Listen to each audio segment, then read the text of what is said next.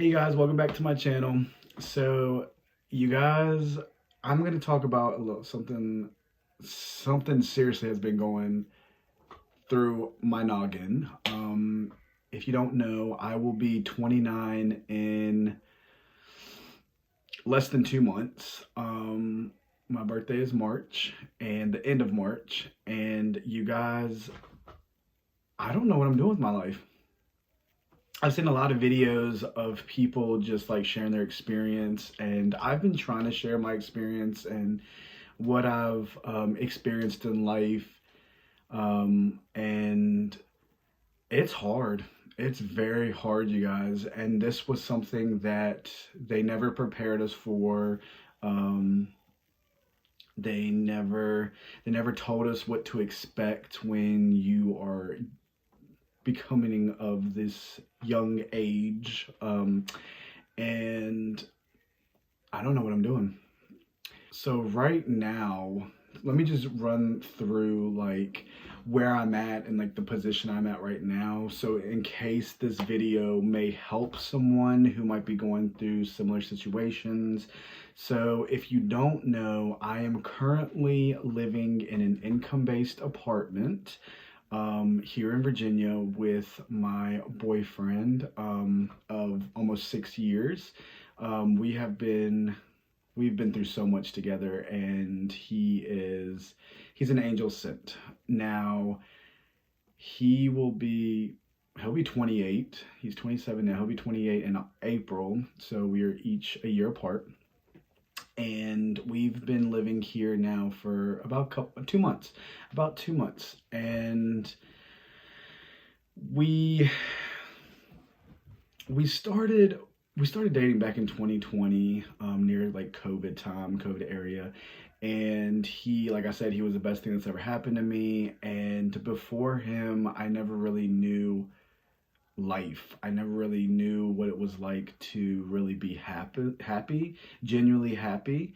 I was adopted at the age of 2, and I have 2 sisters and a brother, and we were all adopted by the same parents. They were a Caucasian couple, and they raised us all the way up until, for me, until the age of 25, because once I turned 25, my brain was probably fully developed, or fully, it knew what it wanted to do. And they had, went out and was traveling. And once they got back to their house, because I was staying with them when I was 25, all the way up until 25, actually, you guys.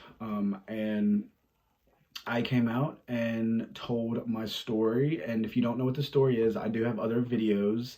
You're more than welcome to go back and see like my little timeline that I've been kind of doing, I guess. And it has, coming out and telling my story at the age 25 has been the worst, but also the most blissful experience that I've ever experienced in my life.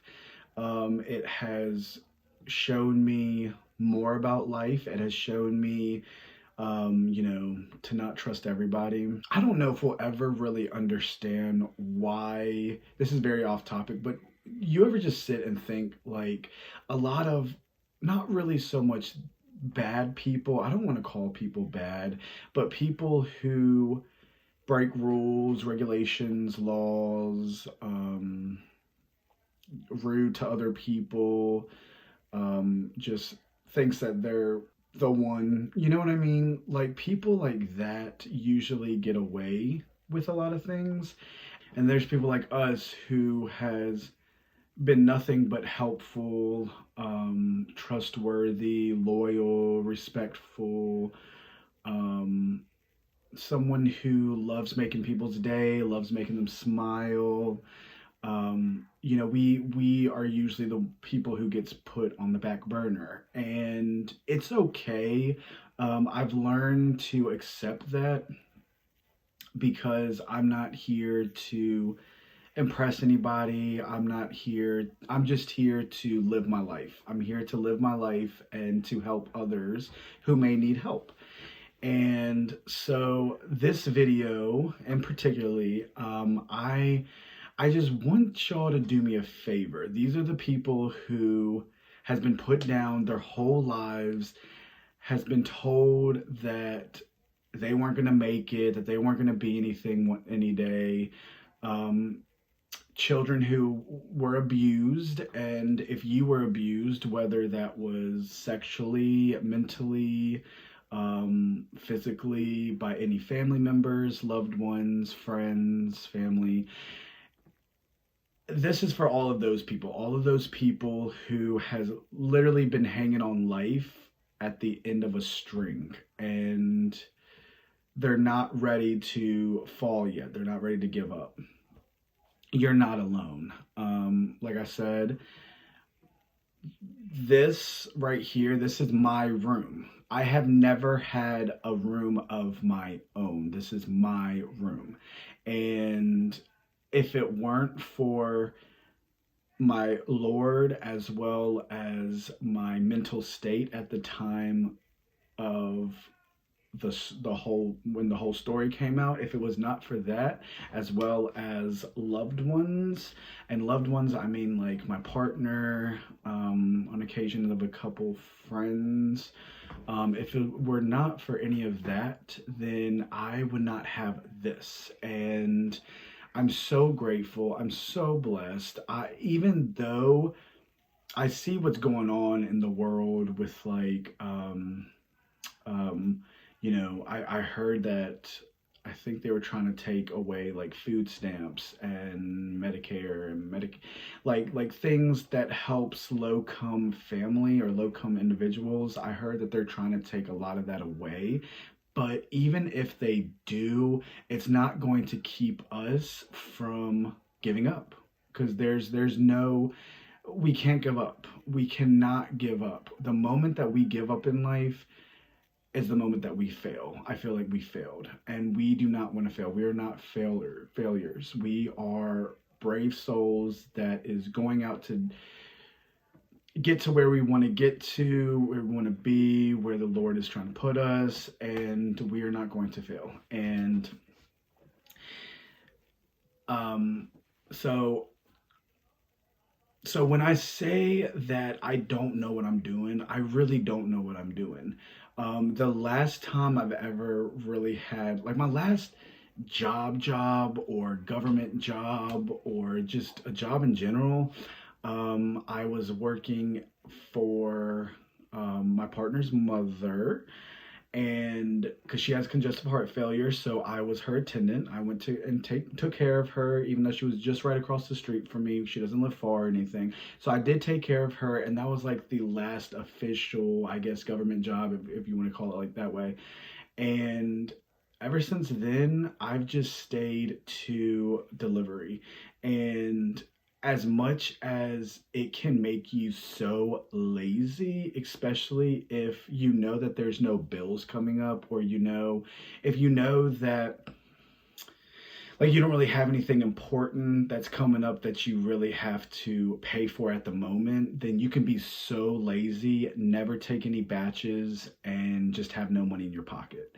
Unless you're doing other type of gig work, social media, which I'm not to the point where I can really make any income on any of my social media platforms. So I'm kind of just relying on my delivery, as well as I do give away my plasma. I do get some money for that, and that's kind of what is.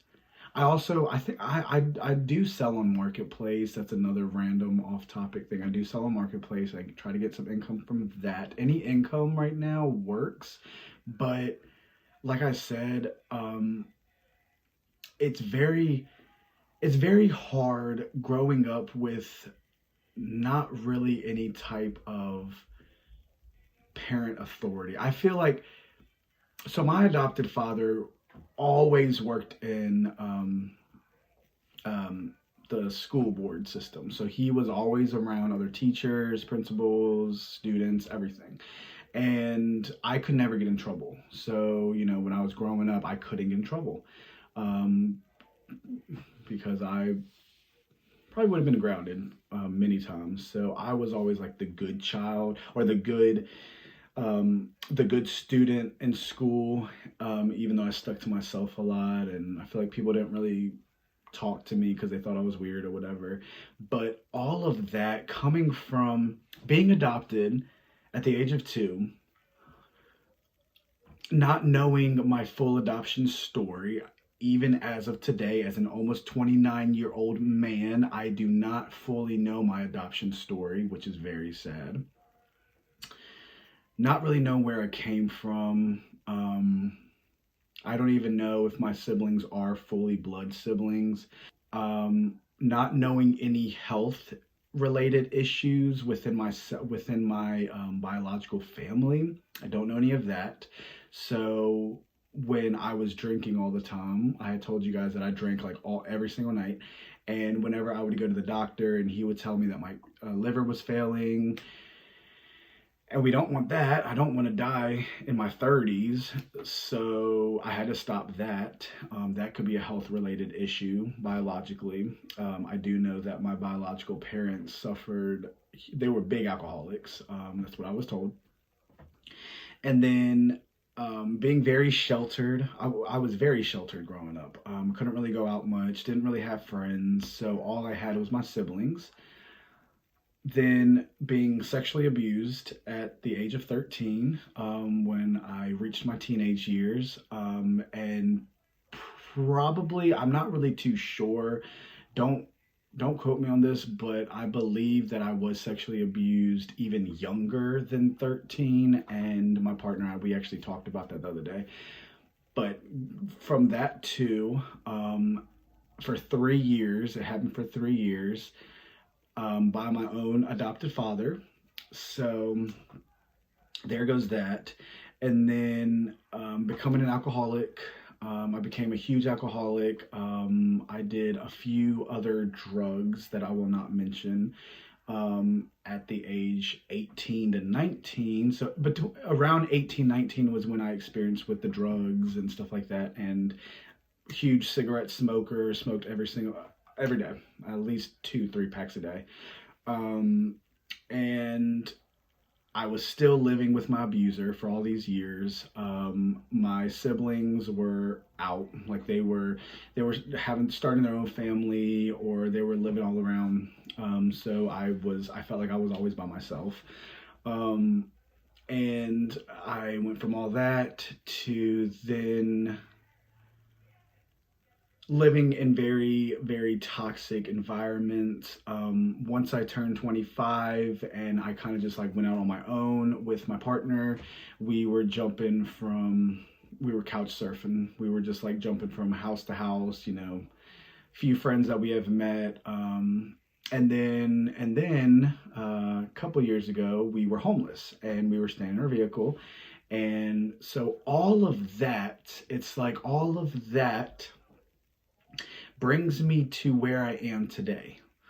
An almost 29-year-old man finally getting his first apartment with his partner,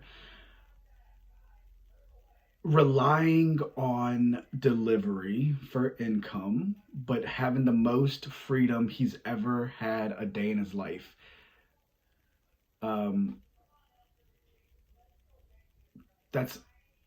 I'm so grateful. And there are still days, mornings, nights, evenings where obviously PTSD is a thing. It never goes away. So you're always going to have, like, in the back of your mind, if it gets brought up, then you're always going to think about the past. And all of that to where I am now, I have freedom. Like, it's like if I wanted to, I could hop in my car right now. I'm so blessed enough to even have a vehicle of my own with my name underneath it.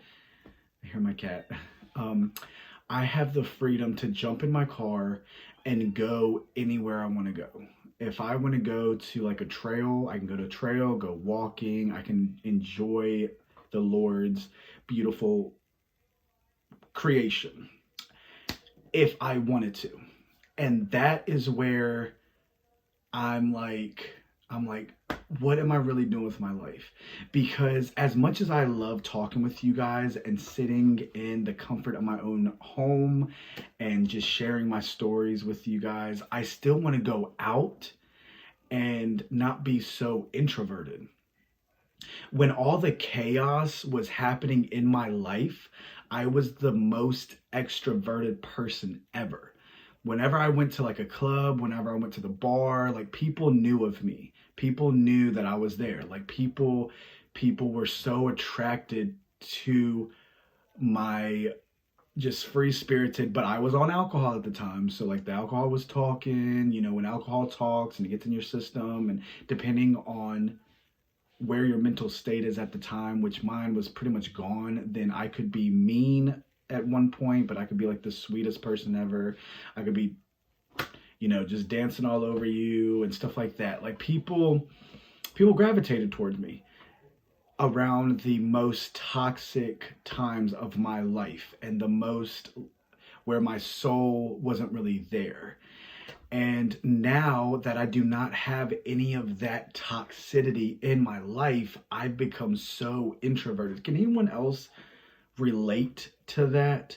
Like, why is it that when everything negative goes on in your life, you become such an extroverted person? Like, wow, like that person talks to anyone. I talk to everyone, anyone. I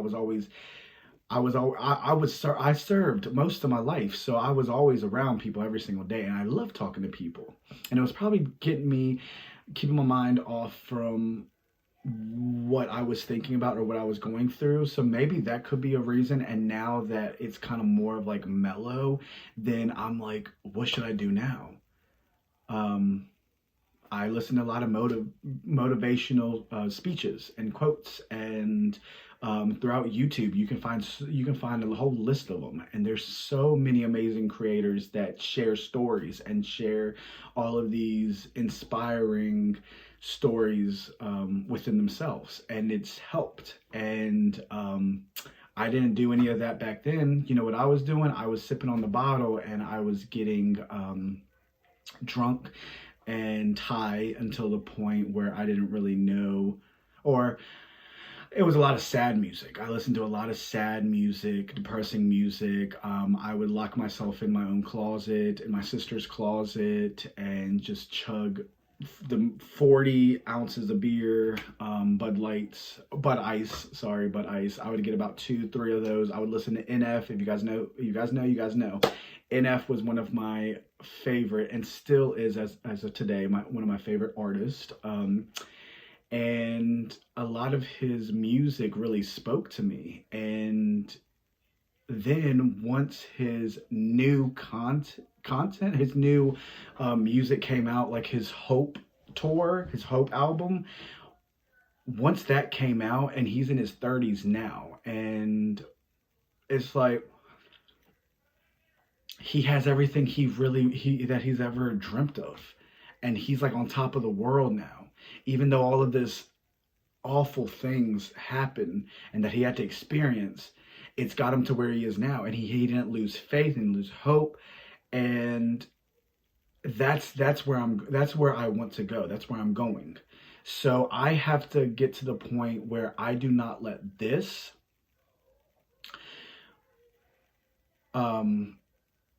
tell me what's going on around me, because I'm always so stuck in my head that I tell these stories within myself, and I know that it's a disease. I don't know what it's called. I know I got diagnosed with PTSD. I got diagnosed with anxiety. I have severe depression. I'm ADHD, ADD or ADHD. I think it's ADHD. I'm ADHD. I know I have all that. I have sleep apnea, so it's hard for me to sleep at night too. So all of that, and I don't even take medication for it because I never. This is my fault, but I never went back to the place that diagnosed me. But that's besides the story. I know that I want to eventually go back for that too, and then get the counseling and seek therapy because it did help. I did download BetterHelp on my phone. I did have that, and that worked for about a week until I canceled the service. And I can't do that all the time, especially if I am still in here at times. I feel like in here it's making me it's putting like a hold into my life, you know what I mean? And I don't want a hold into my life. I want to live. The past few days, my partner and I, we have been going for walks in the morning, and it has been one of the best feelings ever. And I know he suffers from depression. So when you got two people suffering from depression, and if they're both in that state of mind at the time, and if it's so silent around the house, or that's sad. Like no one wants to live that. So then you have to be the one to uplift your partner. And there's been many times where he has uplifted me when I've been down, vice versa. And so when I say, you know, what am I doing in life? What am I searching for? What I won't know until I clear all this. When all this is cleared out and I empty my closet, or I throw away those skeletons that they, you know, that little saying that they say, throw away the old skeletons. And once all that is official, then I can start living around. Like my room right now has never been this, well, it has been this clean, and I try to usually clean it every day. But like I said, when, you know, when certain things pop up in your life and you just lose motivation for it, then you slack. And so I'm very proud of myself. I'm about to do laundry. Like I'm going to do, which, you know, income-based apartment, I have to get all my laundry. I have to go to the laundromat. I don't have the luxury of a washer and dryer in my vicinity, which is sad, but not really, because it will actually give me the motivation to go out and actually, you know, interact with people or just see people. It's not good to always be stuck indoors either. So if you know where I'm coming from or what I am trying to get across, give me a purple heart. Give me a purple heart, or just a thumbs up, because you guys, when I tell you guys, it's so incredible. Like I don't even know how, or not why, but I don't really know how I'm still here, how I'm still alive. And I know a lot of us could probably think that, right? But yeah, this has been on my mind. You know, and I'm glad that that I'm even filming right now. I'm so glad that I'm talking to you guys right now, because the past couple days, you let your mind take over, and when your mind takes over, then it's not a good feeling. And so if you've made it this far, please give the video a like, thumbs up. I love you guys, and hopefully you guys can relate. And I'll see you guys in the next video. Bye.